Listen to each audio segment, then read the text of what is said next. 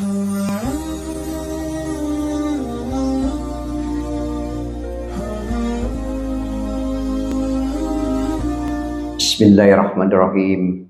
Assalamualaikum warahmatullahi wabarakatuh. Alhamdulillahi wa kafa. Asyhadu an la ilaha illallah wa asyhadu anna Muhammadar Rasulullah.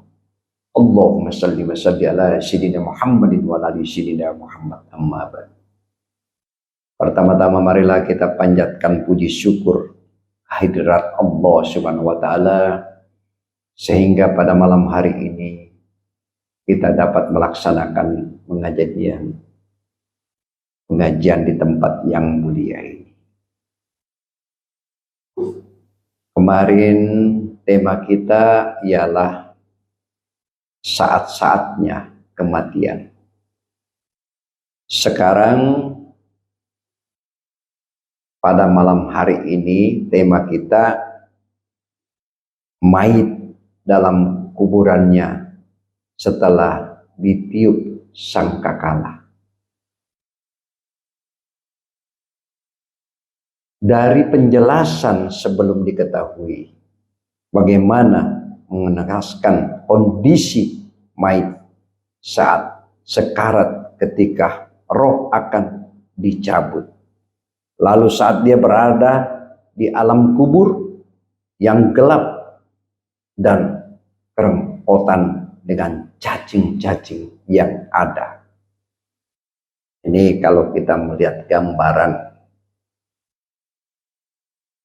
Kemudian saat menghadapi malaikat mungkar dan nakir, beserta pertanyaan yang diajukan juga saat asap kubur yang ditimpa bagi mereka yang bernasib sial. Yang lebih menegangkan lagi adalah saat ditiup sangkakala yang peristiwa hari kebangkitan di mana manusia akan dikumpulkan di padang mahsyar, lalu ditimbang semua dengan amal-amal untuk menentukan lebih berat mana antara perbuatan baik, mana antara perbuatan yang buruk. Itu tergantung.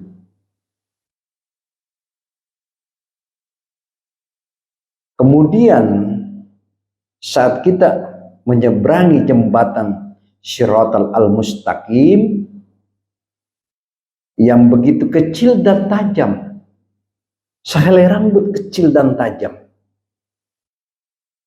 saat menunggu panggilan untuk mengetahui keputusan apakah yang masuk golongan yang masuk surga ataupun golongan masuk neraka.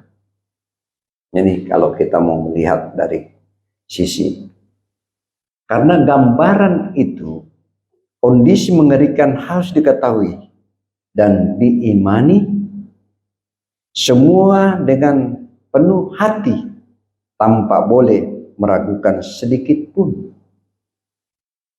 Disertai dengan perenungan sebagai upaya menggugah hati untuk mempersiapkan diri menghadapi rangkaian-rangkaian perjalanan tersebut. Kemudian kebanyakan manusia tidak mengimani kejadian hari akhir, peristiwa mengerikan di alam kubur dalam lubuk hati mereka karena tidak sejalan dengan akal mereka. Ini yang kalau kita lihat, padahal mereka itu selalu mempersiapkan diri untuk menghadapi panasnya terik matahari di musim panas dan dingin, ya. Kemudian cuaca yang menusuk tulang pada musim dingin, namun malah mereka memerangi panas lautan api neraka jahanam dan udaranya yang sangat dingin. Karena Allah berfirman, "Au taqululah taral azaba law anna li karfatan fa akuna minal muksinin." Yang artinya, dan sangkakala pun ditiup maka matilah semua makhluk di langit dan di bumi. kecuali mereka yang dikehendaki Allah, kemudian ditiup sekali sangkakala itu masuk orang-orang yang berbuat baik. Ini kalau kita mau lihat ya, karena begitu nilai-nilai kita, nilai-nilai agama kita tanamkan. Karena persoalannya sekarang, begitu kita dibangkitkan di padang mahsyar, kita melihat banyak sekali yang sangat mengalami kepedihan, kepanasan, kemudian bahkan ada yang gelisah, tergantung amal dan perbuatan kita waktu di dunia. Itu yang kita lihat ya. Lalu kemudian Allah juga berfirman, min dunillahi faqduhum ila syiratil jahim.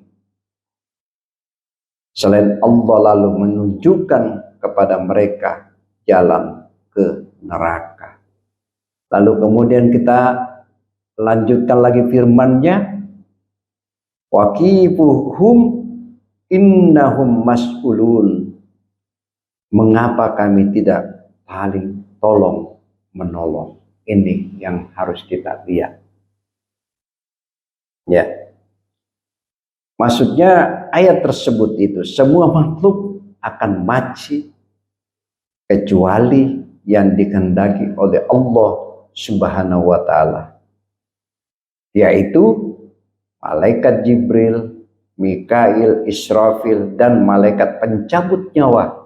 Setelah sangkakala ditiup Allah memerintahkan malaikat pencabut nyawa untuk mencabut nyawa malaikat Jibril, Mikail, dan Israfil. Ketika semua itu telah meninggal, barulah Allah mematikan malaikat pencabut nyawa hingga semuanya akan meninggal.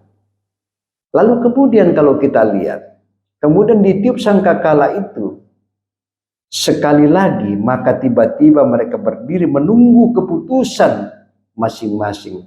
Pada tiupan kali ini mereka semua bangkit berjalan menuju padang mahsyar dalam keadaan telanjang kaki tanpa busana. Mereka tenggelam dalam lautan kekeringan sesuai dengan kadar dosa dan yang dimilikinya. Ini kita melihat. Karena tergantung amalan-amalan kita. Begitu panasnya yang dialami waktu di dunia, dia melakukan suatu maksiat sehingga dia mendapat ganjaran yang tidak sanggup menahan kesakitan di padang mahsyar itu. Karena semuanya tergantung dari nilai-nilai amal kita. Yang saya katakan tadi,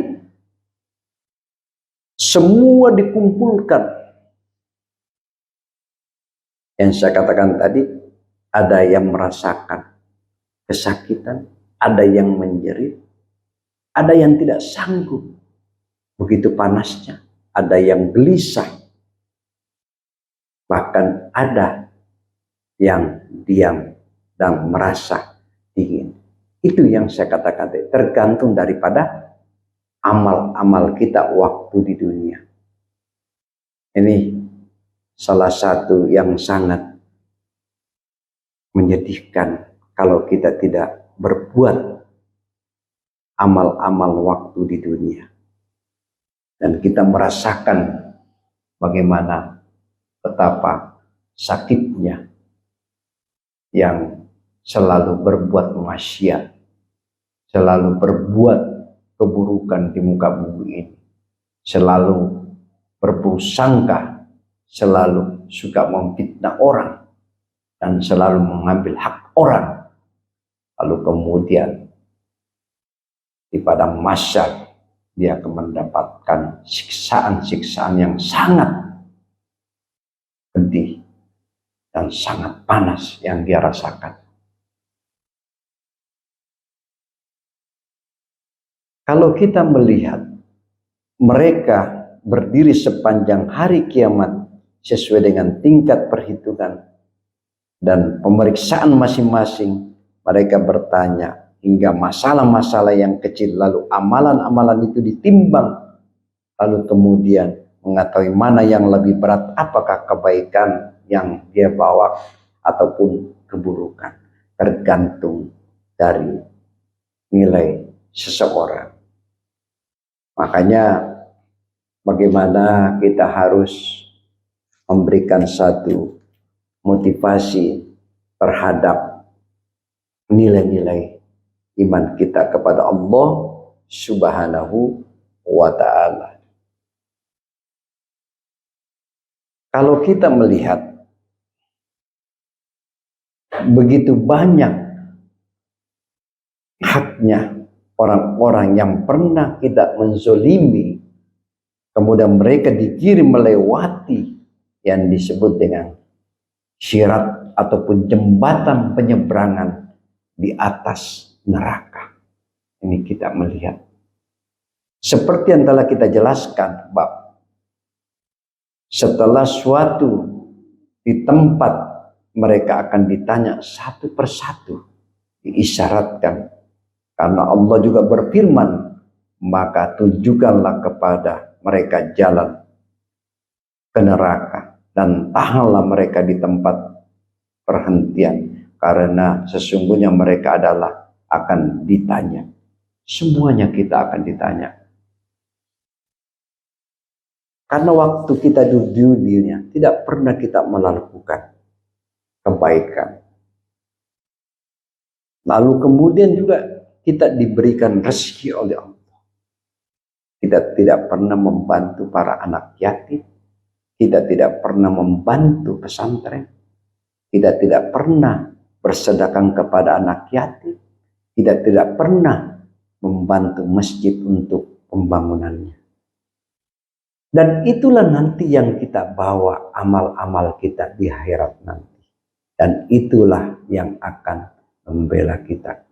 Karena waktu kita di dunia, semua rezeki kita belanjakan di jalan Allah Subhanahu wa ta'ala. Coba kalau kita mau melihat, karena semua ini tergantung daripada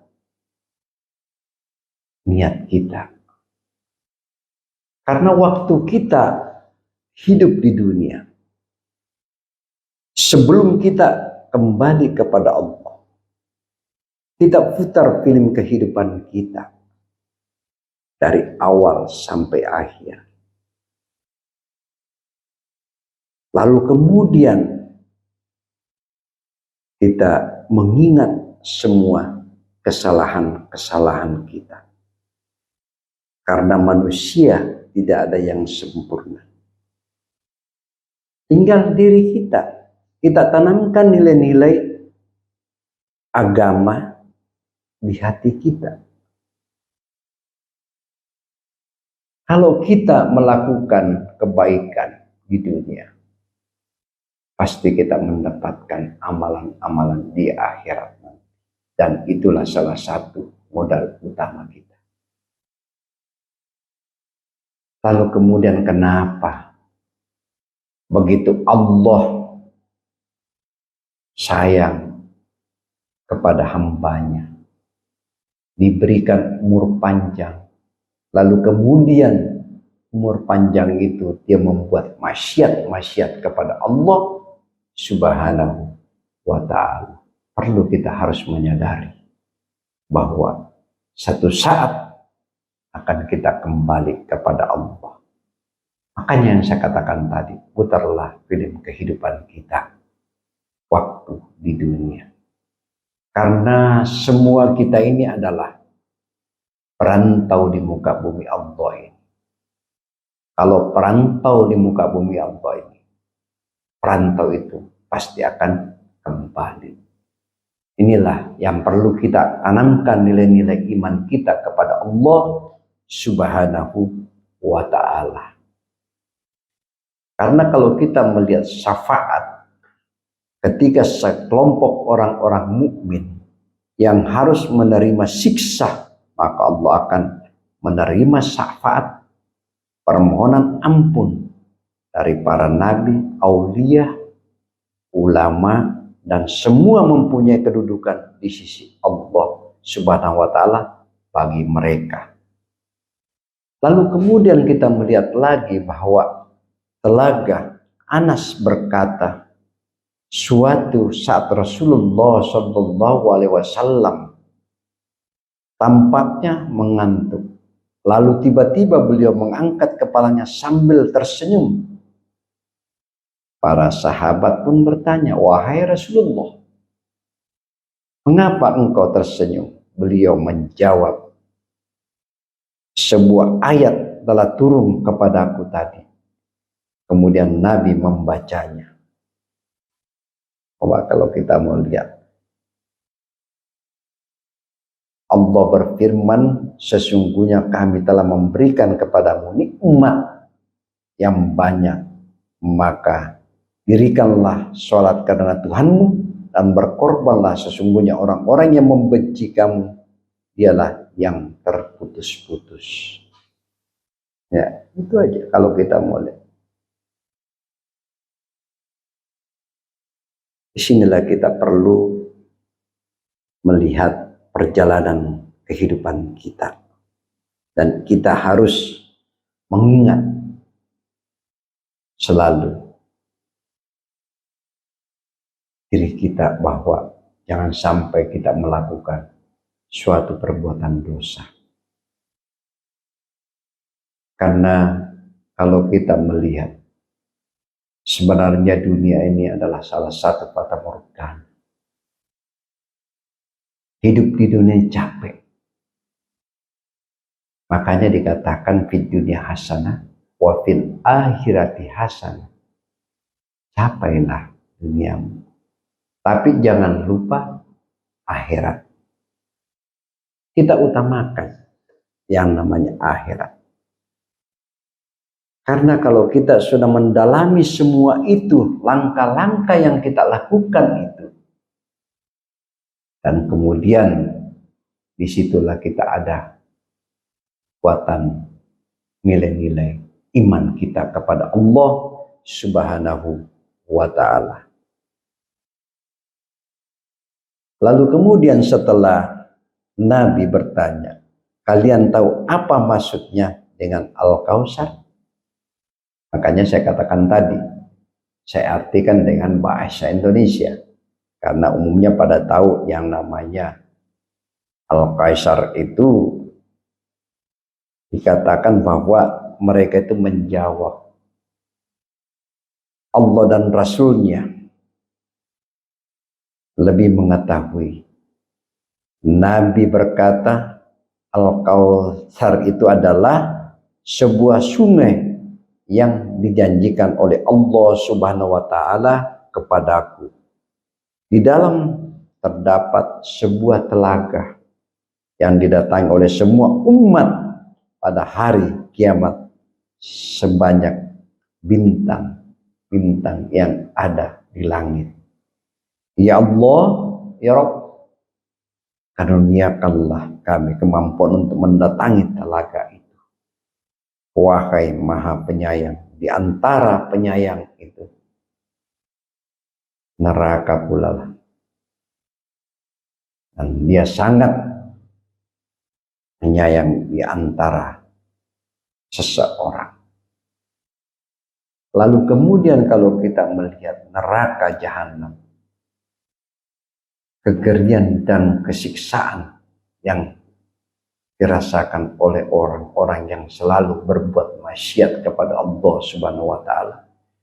Ketahuilah bahwa neraka akan dikunjungi oleh orang-orang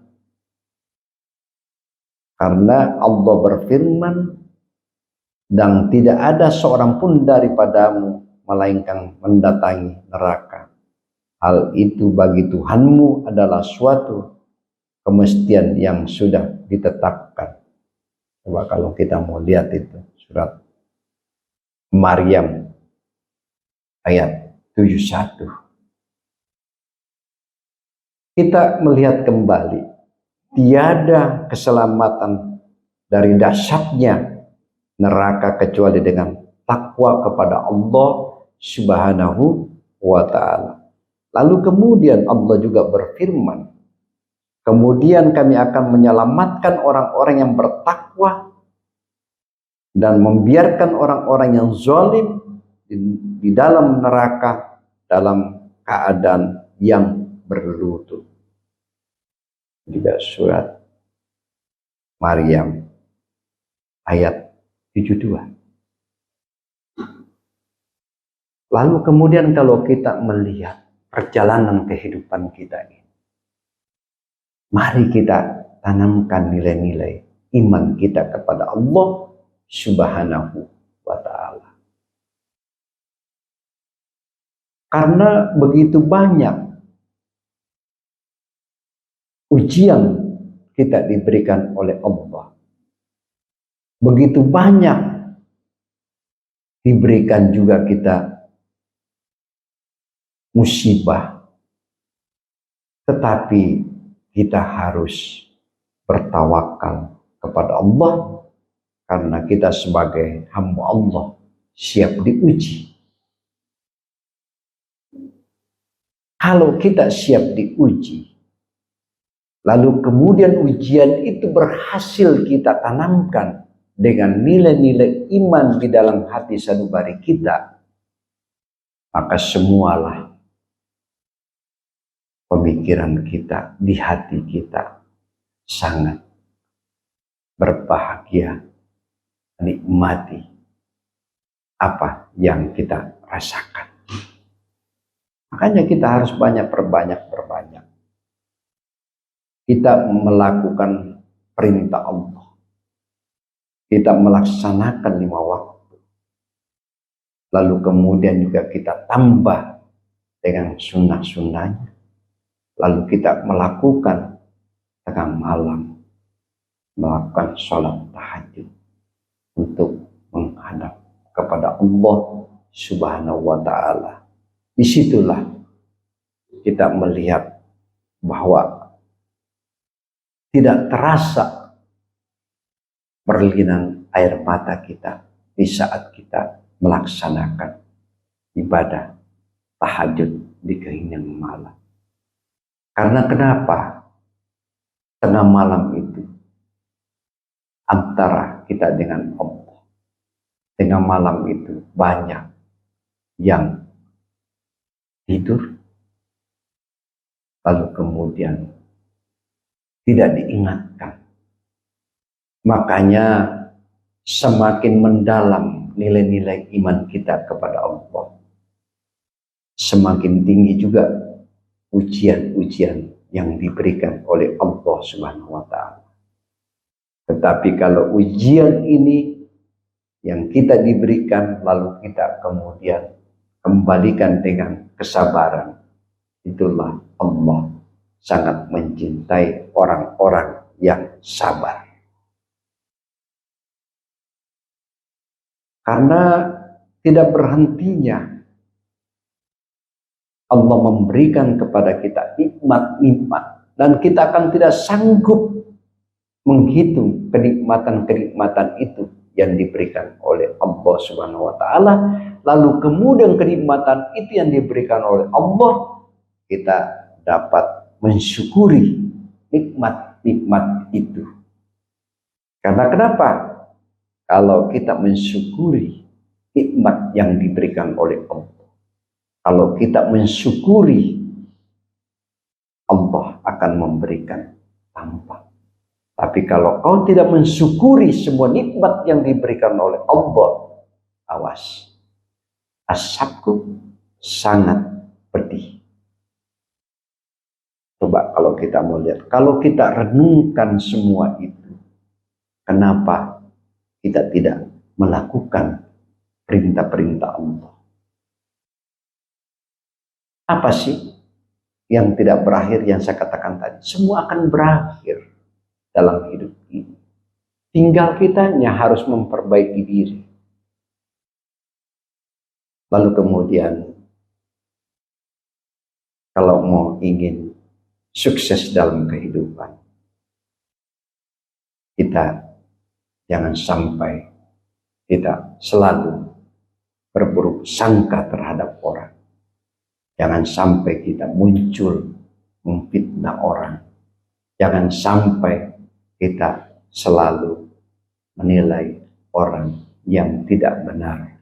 Jangan sampai kita merendahkan seseorang.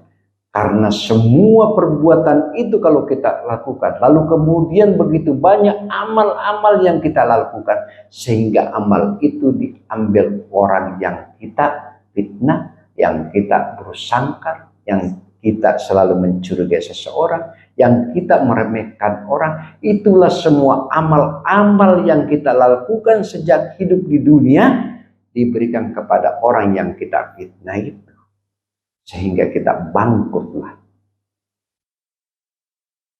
Jangan sampai kita berburuk sangka terhadap orang. Yang saya katakan tadi, kalau sudah di padang mahsyar, saya bilang semua berbeda. Ada yang merasakan kepanasan, ada yang saya katakan tadi gelisah, ada yang menjerit, ada yang teriak, ada yang tidak sanggup. Ya, kembalikan tadi yang saya katakan tadi, tergantung dari amal perbuatan kita waktu kita hidup di dunia. Karena nilai-nilai ibadah kita ini kepada Allah, kita harus punya sandaran vertikal kepada Allah Subhanahu wa ta'ala. Itu. Jadi kita ini diberikan apa saja oleh Allah. Kita enggak bisa merendahkan orang. Sehebat apapun kita diberikan ilmu oleh Allah, tapi kita selalu menghargai. Karena tidak semua orang diberikan ilmu oleh Allah. Karena orang yang diberikan ilmu itu bisa dihitung.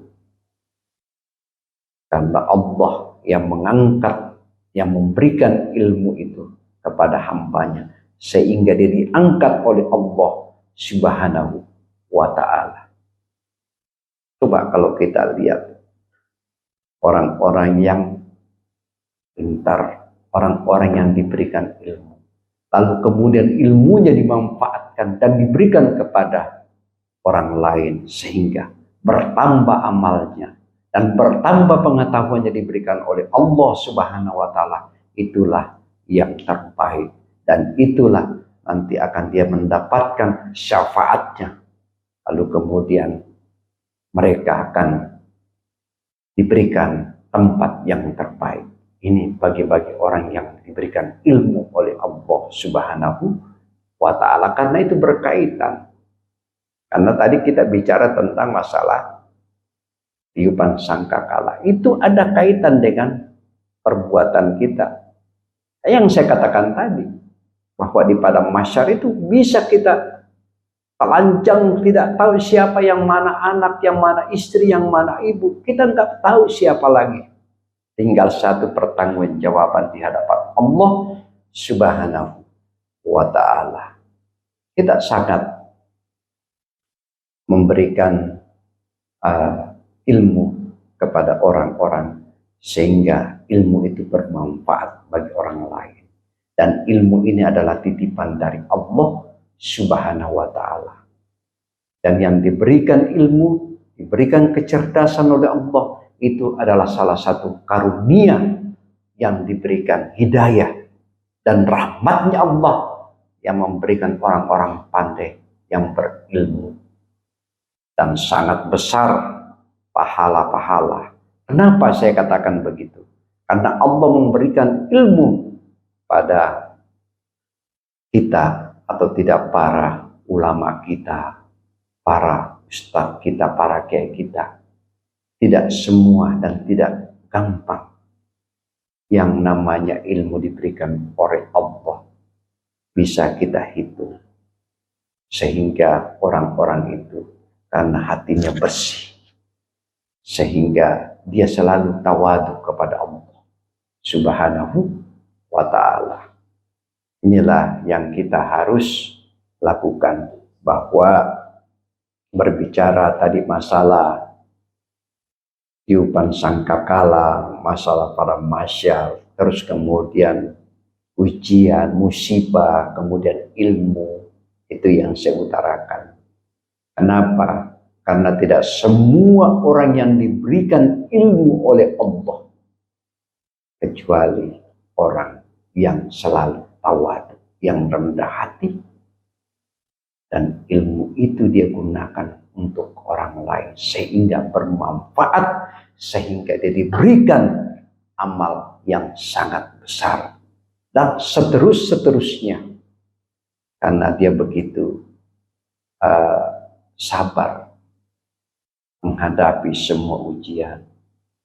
Karena orang-orang yang berilmu inilah yang memang diberikan oleh Allah Subhanahu wa ta'ala.